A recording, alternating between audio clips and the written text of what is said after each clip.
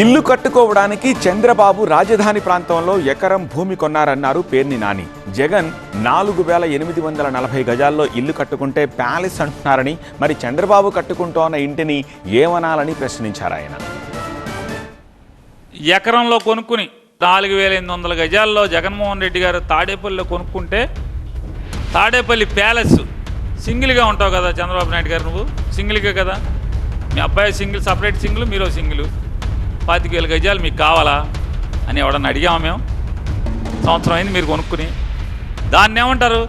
4840 గజాల్లో జగన్మోహన్ రెడ్డి గారు ఇల్లు కట్టుకుంటే చుట్టూ మొక్కలు గిక్కలు పెట్టుకుని, మీకు అది పెద్ద తాడేపల్లి ప్యాలెస్ అయితే ఇదేమో దీన్ని ఏమంటారు చెప్పండి?